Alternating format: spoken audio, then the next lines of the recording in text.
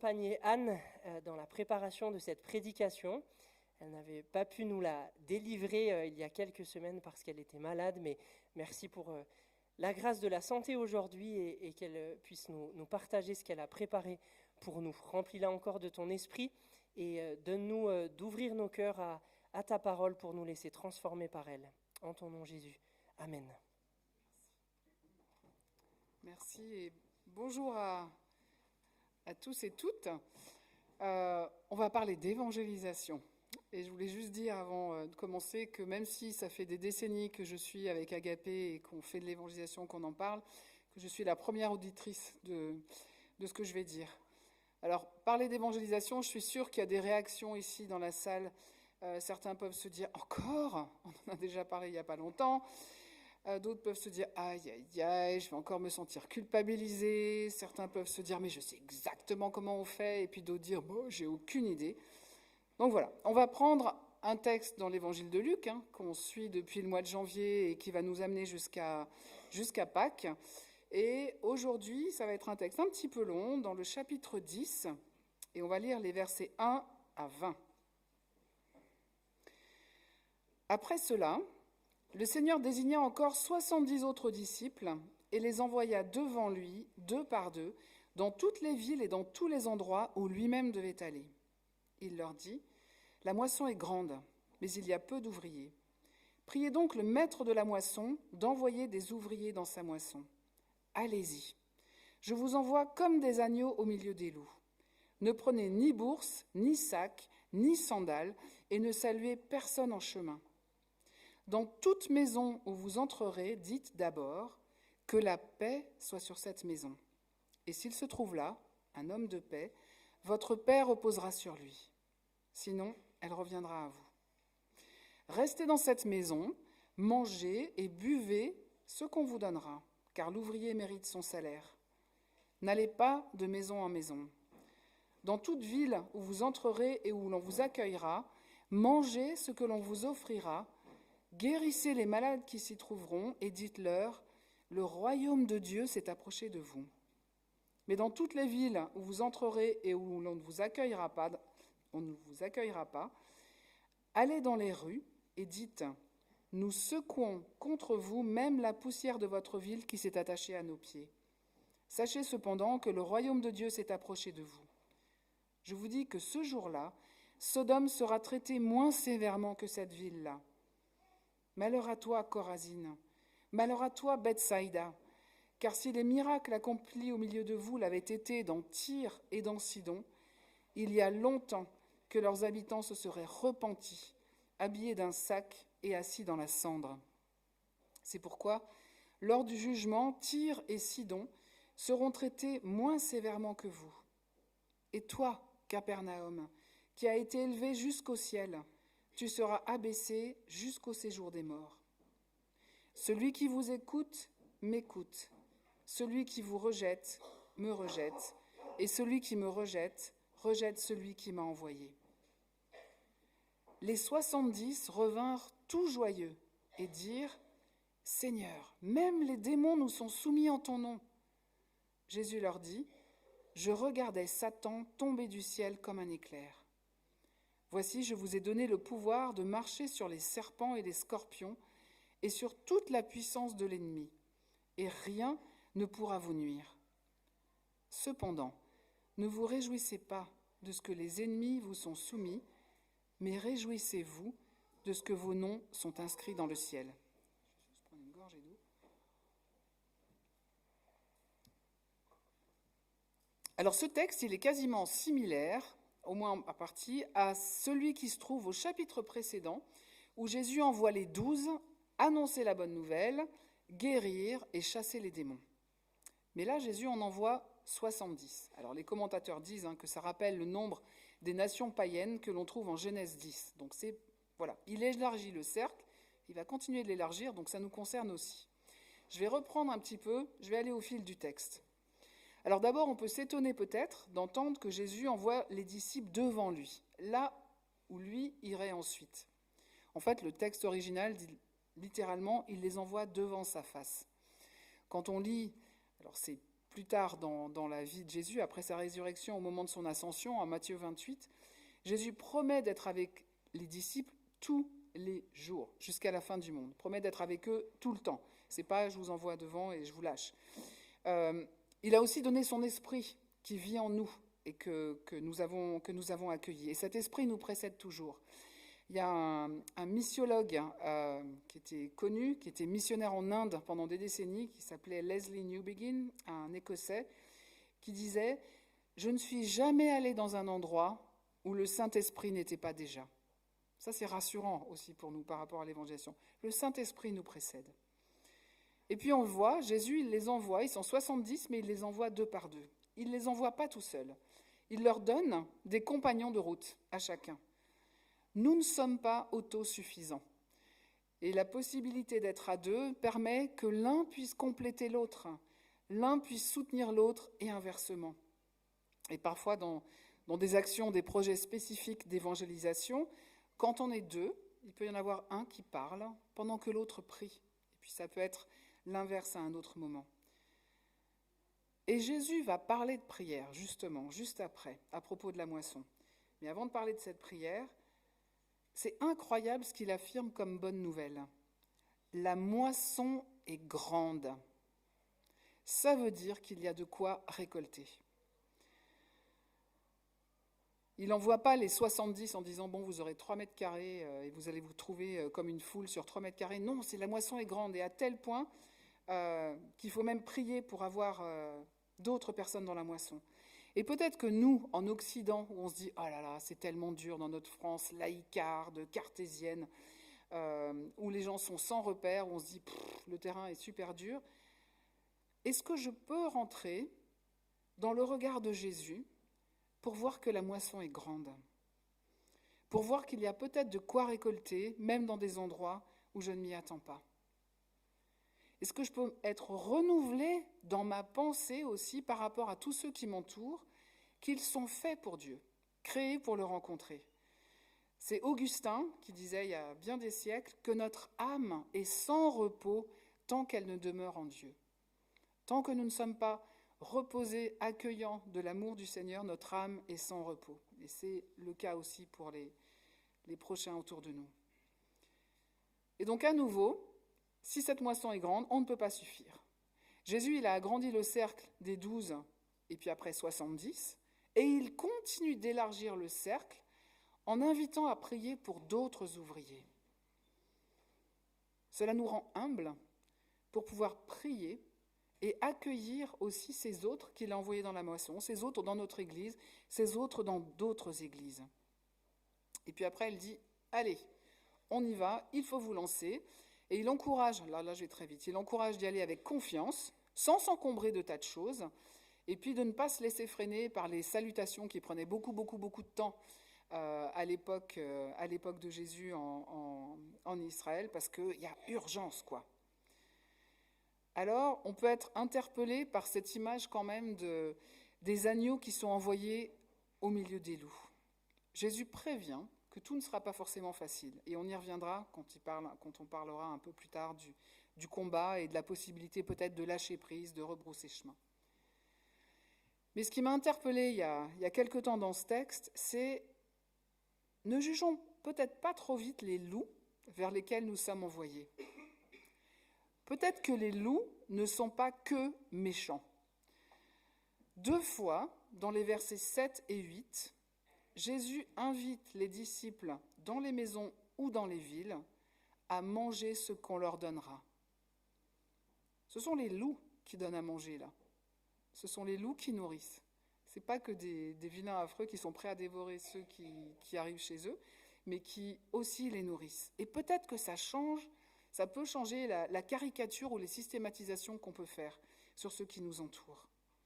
Et pour moi, ça résonnait aussi avec les signes du royaume qu'on voit notamment dans le Premier Testament avec Ésaïe.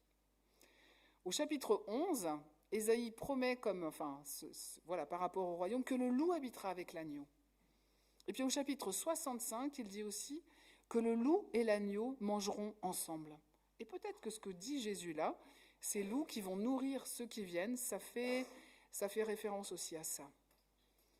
Mais du coup, il nous encourage à accueillir ce qu'on nous offre, même si parfois peut-être ça nous sera étrange. Il faut manger ce qu'on nous donne. Et je me souviens d'un projet d'évangélisation auquel j'ai participé il y a très très longtemps, en Roumanie. C'était juste après la chute du mur, alors que le pays était extrêmement pauvre. Donc c'était un gros projet. Et il y avait une jeune fille de 12 ans qui s'appelait Zamfira, qui est devenue chrétienne avec moi dans le grand camping où on était. Et puis je l'ai revue par la suite. Et avant que nous ne partions, elle m'a donné une bouteille en verre de Coca-Cola. J'aimais pas à l'époque du tout le Coca-Cola, mais je savais à quel point c'était précieux pour eux qui n'avaient pas grand-chose. Et j'ai gardé longtemps sur une étagère cette bouteille de Coca. Voilà, petit exemple. Mais qu'est-ce que je peux accueillir de ce qu'on va m'offrir ? Et puis, que veut dire Jésus quand il dit de ne pas aller de maison en maison ? Alors, je ne crois pas que ce soit pour interdire le porte-à-porte, même si honnêtement, ce n'est pas ma manière favorite de témoigner. Mais je pense surtout que ce que Jésus veut dire, c'est ne nous comparons pas les uns les autres.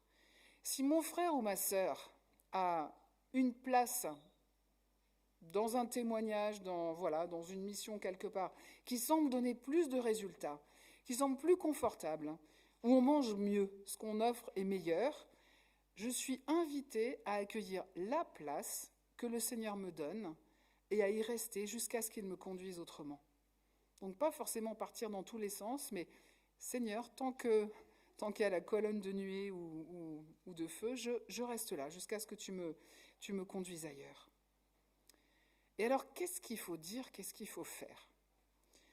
Je ne sais pas si vous avez remarqué ce que les disciples doivent amener en arrivant quelque part. La première chose qu'ils doivent annoncer, qu'ils doivent apporter, c'est la paix. La shalom, qui est quelque chose de très, très large pour les Juifs de l'époque. C'est celle que Jésus, le prince de paix, peut donner. Lui qui a donné sa vie pour nous réconcilier avec Dieu. Et l'homme ou la femme de paix qui accueilleront, ce seront ceux qui vont être capables, prêts à accueillir cette paix.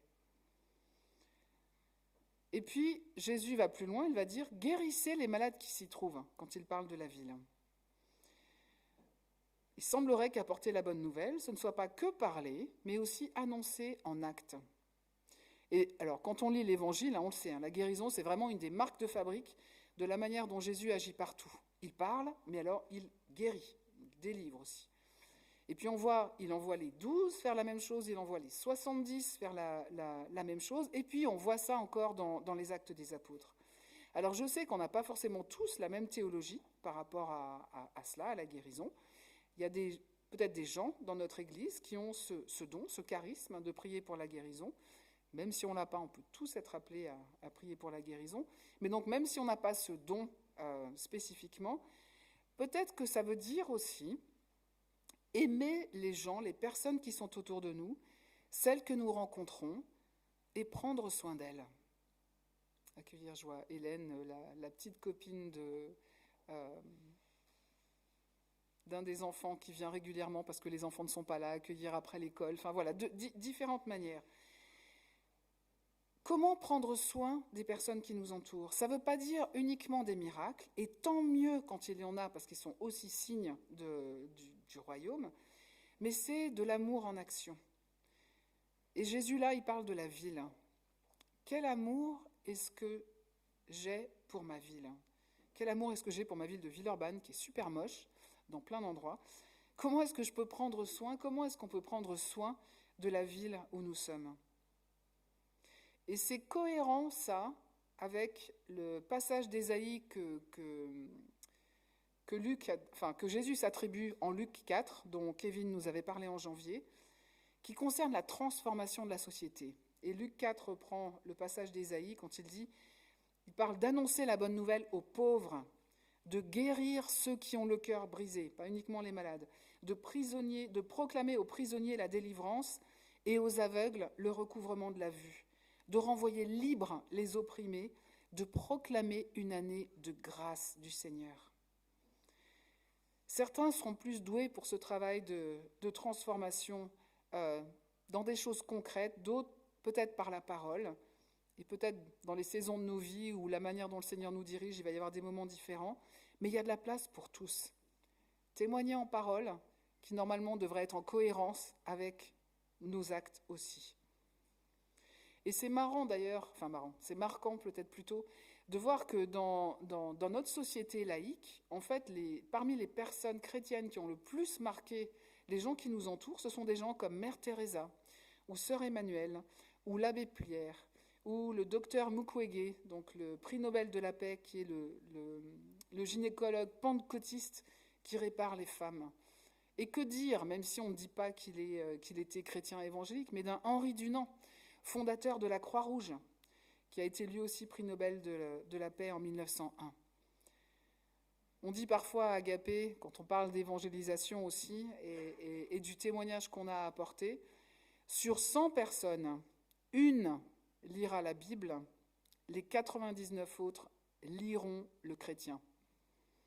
Nous sommes des lettres ouvertes, hein, Paul dit aussi. Donc voilà, comment est-ce que je peux aussi incarner la bonne nouvelle aussi en action. Et dans notre Église, les actions J'ai faim, ou Colis Café, ou même l'expo sur la solitude dont on a vu quelques images tout à l'heure, ça participe aussi de ça, prendre soin des personnes. Et tout n'est pas visible de manière éclatante avec une étiquette marquée Jésus dessus. Bon, la Croix-Rouge, il y a une croix, mais qui sait aujourd'hui que la croix, c'était parce que c'était chrétien. Donc c'est super quand c'est possible et qu'on peut dire clairement mentionner Jésus. En Matthieu, il y a plein de paraboles sur le royaume de Dieu. Jésus le compare entre autres au levain qui fait lever toute la pâte. Le levain, il est fait de la même farine, de la même matière que la farine qui est autour. C'est juste de la farine et de l'eau qui ont fermenté. Le ferment en nous, c'est le Saint-Esprit qui peut nous donner de faire, lever la pâte. Donc que le Saint-Esprit nous donne de faire lever là où nous sommes, à notre mesure, la pâte de ce monde. Et puis Jésus va dire, qui vous écoute m'écoute, et qui vous rejette me rejette. Alors d'abord, c'est quand même incroyable qu'il fasse de nous ces porte-voix. Qui vous écoute m'écoute. Nous sommes véritablement ambassadeurs. Et puis, il y en a peut-être qui n'écouteront pas, mais peut-être qu'on va écouter, mais pas forcément accueillir le Seigneur tout de suite. Et puis, il peut y avoir une différence entre le ne pas écouter et rejeter. Il y a besoin parfois de temps. Et je pense à ce témoignage que j'avais entendu d'un homme d'affaires dans un avion qui était chrétien et qui a témoigné à son voisin dans l'avion. Et le voisin en question s'est converti avant l'atterrissage. Et quand ils ont atterri et débarqué de l'avion, l'homme en question lui a dit « Surtout, ne vous enorgueillissez pas, parce que vous êtes au moins la 10e personne à me parler de Jésus. » Et peut-être que notre prière par rapport aux personnes qu'on rencontre, d'une manière ou d'une autre, c'est de pouvoir être un petit maillon dans la chaîne des événements ou des témoins qui, par le Saint-Esprit, amènent quelqu'un à accueillir le Christ dans sa vie. Voilà, si la personne n'accueille pas tout de suite, peut-être ne pas se désespérer et d'être juste un petit maillon. Et je voudrais montrer, alors ça va être très court, un témoignage. J'étais il y a un mois à l'Assemblée générale de la Fédération protestante de France, qui était sur le thème de l'aumônerie. Et je voudrais montrer, ça va durer une petite minute, un témoignage d'une femme qui est aumônier de prison et qui donc parle d'une petite expérience particulière qu'elle a eue en prison.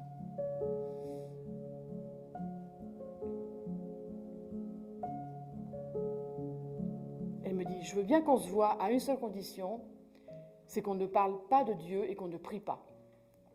Ah, vraiment, à proprement parler, on a parlé de la pluie et du beau temps.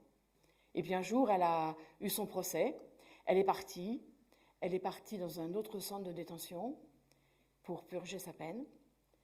Et en partant, elle m'a dit, Agnès, je voudrais vous dire quelque chose. Merci pour cet accompagnement que vous avez fait avec moi. Vous avez été un témoin du Christ formidable.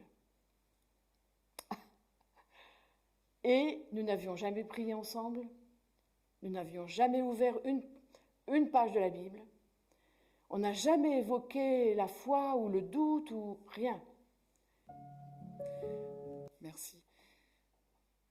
ce petit témoignage, c'est surtout pas pour dire qu'il ne faut jamais parler de sa foi, ne jamais ouvrir de Bible, ne jamais prier.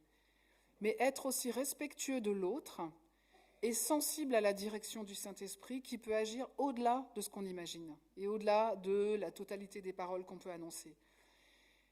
Il peut nous appeler à oser parler alors qu'on a peur, mais peut-être par moments aussi à nous taire alors qu'on aimerait parler. Donc, Saint-Esprit, conduis-nous dans notre manière de témoigner. Et puis quelqu'un qu'on va rencontrer sur des semaines, un voisin, on va peut-être pas être aussi direct qu'un projet d'évangélisation spécifique où on va y aller un peu plus carrément, qu'il puisse nous conduire. Et puis, si les choses se passent pas bien, Jésus en parle dans le texte, d'abord peut-être on peut s'examiner. Est-ce que moi j'ai une part là-dedans ? Est-ce que j'ai été maladroit ? Seigneur, montre-moi si moi peut-être j'ai pas bien agi pour lui demander de nous guider peut-être autrement. Et puis si vraiment pas, Jésus nous encourage à secouer la poussière de nos pieds. Secouer la poussière de nos pieds, oui, mais nous n'allons pas condamner. Dans le chapitre précédent, en Luc 9, Jésus envoie des messagers devant lui dans un village de Samarie où ils ne seront pas accueillis. Et puis Jacques et Jean, qu'on appelle à juste titre les fils du tonnerre, demandent à Jésus s'il est d'accord pour que le village soit foudroyé. Ça, c'est raide. Hein. Vous ne m'avez pas accueilli ? Ok. Et Jésus dit, il leur fait des reproches en leur disant « Vous ne savez pas de quel esprit vous êtes animés. » Sous-entendu, pas du mien. Ça n'est pas notre rôle de condamner, c'est Dieu qui est juge et qui s'occupera de tout après. Mais ça n'est pas notre rôle de condamner. On peut secouer la poussière de nos pieds et aller plus loin, mais qui sait si, plus tard, ce fameux village de Samarie qui n'a rien écouté ne va pas entendre à nouveau la bonne nouvelle. En Actes 1:8, donc au moment à nouveau de l'ascension, avant son ascension, Jésus envoie les disciples qui vont être revêtus du Saint-Esprit, et il leur dit, vous allez être mes témoins à Jérusalem, la Judée et la Samarie, jusqu'aux extrémités de la terre. J'en sais rien, mais qui sait s'il n'y aura pas une deuxième chance pour ce fameux village. Et puis, quand Jésus dit « malheur à vous » et qu'il nomme les villes, alors il est raide, mais en même temps, peut-être aussi que le malheur à vous, c'est plus une plainte qu'une condamnation. C'est plus un « malheureux êtes-vous » ou un « hélas », un peu comme quand Jésus pleure sur Jérusalem au moment des rameaux, avant la Passion. Cette tristesse du non-accueil. Mais c'est vrai qu'il y a du combat. Il y a un vrai combat. Au verset 17, Luc ne dit pas que les disciples ont condamné les villes, mais ils disent qu'ils ont vu les démons soumis au nom de Jésus. Alors d'abord, pas en leur nom propre, mais au nom de Jésus. Il y a quelque chose qui se vit qui est de l'ordre d'un combat. Et ça rappelle aussi ce que Paul va dire plus tard en Éphésiens 6, la lutte, elle n'est pas contre la chair et le sang, elle n'est pas contre les êtres humains, mais contre les puissances mauvaises. Et c'est tout un autre chapitre qu'on ne va pas ouvrir ce matin, de ce qui peut être le combat spirituel et d'être conscient de ça et d'avoir en même temps une juste posture. Mais Jésus avertit tout ça, et la chose qu'on voit ensuite, c'est les disciples qui reviennent et qui ne sont pas atterrés, mais qui sont remplis de joie de retour de mission, de ce qu'ils ont vu. Et Jésus va confirmer leur joie en disant « Oui, je voyais Satan tomber du ciel comme un éclair », donc il confirme quelque part ses victoires et du fruit, une belle récolte. Mais il dit que ce qu'il y a de plus important, il dit qu'il y a quelque chose de plus important que ça, ce résultat et Satan qui tombe du ciel comme un éclair. Il dit la plus grande joie, elle doit être pas forcément pour ce qui est le plus éclatant, mais pour quelque chose au fond de nos cœurs, le fait d'être inscrits dans le livre de vie parce que nous avons accueilli le cadeau de l'amour et du pardon offert gratuitement.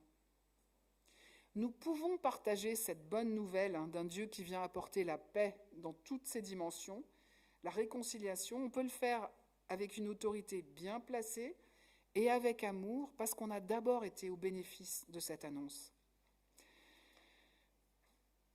Et ce qui est super, c'est que eux, ils reviennent tout joyeux, mais ça fait aussi la joie du Seigneur. Et ça va résonner avec le message que Nathanaël a donné il y a 3 semaines sur la joie par rapport à l'évangélisation.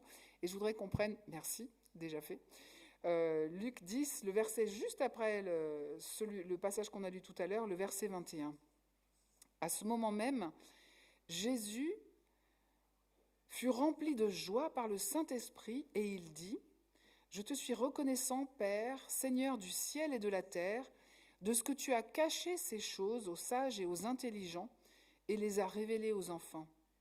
Oui, Père, je te suis reconnaissant, car c'est ce que tu as voulu. » Et c'est beau aussi de voir cette joie trinitaire. Jésus exulte sous l'action du Saint-Esprit et il s'adresse au Père. Ce Dieu trois en un mystère dont nous parlait Sylvain aussi la semaine dernière, il rend grâce de ce que le Père n'a pas confié ce trésor de la bonne nouvelle à annoncer, pas à ceux qui se pensent les plus grands, les plus instruits, mais à ceux qui se savent petits ou pauvres. Et ça rejoint les béatitudes de Luc dont Thomas nous avait parlé il y a quelques semaines. Oui, aux petits, heureux, les pauvres, et puis à nouveau, peut-être là aussi, ça nous pousse à l'humilité.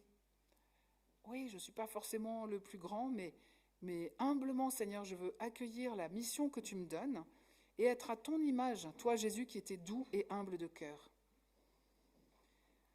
Alors, pour conclure, je trouve magnifique aussi ce que Jésus dit quand il dit « Quand vous allez, vous dites, le royaume de Dieu est tout proche ». Ça veut dire que d'une manière ou d'une autre, quand nous nous approchons pour apporter ce message de paix, soit en parole, soit en acte, nous nous faisons le prochain de ceux qui nous entourent. En nous approchant, le royaume de Dieu s'approche. Nous sommes vraiment des ambassadeurs. Et dans cette grande mission, nous sommes tous appelés à avoir une place, tous appelés à être ambassadeurs, tous invités à nous rappeler qu'il s'agit d'une bonne nouvelle. La bonne nouvelle d'un Dieu qui a tant aimé le monde, pas juste nous, l'Église, mais le monde, et qu'il continue d'aimer ce monde au sens large. Bonne nouvelle qu'il a tant aimé ce monde qu'il a donné son Fils, pour que quiconque croit en lui ne périsse pas, mais ait la vie éternelle. Nous sommes invités à partager, à porter en parole, quand c'est possible, cette bonne nouvelle, à oser, mais aussi à prendre soin, à être les mains, les oreilles, les pieds de Jésus. Invités encore à prier pour d'autres ouvriers dans la moisson, parce qu'elle est plus grande que ce que nous imaginons, et puis invités à entrer dans la joie avec Jésus, qui voit ce qui se passe et qui se réjouit avec le Père et le Saint-Esprit. Et je vous invite à un temps de silence pour accueillir ça et voir, peut-être redire, comme Pamela nous y a conduit avec le temps de louange, un me voici, et puis je terminerai par la prière.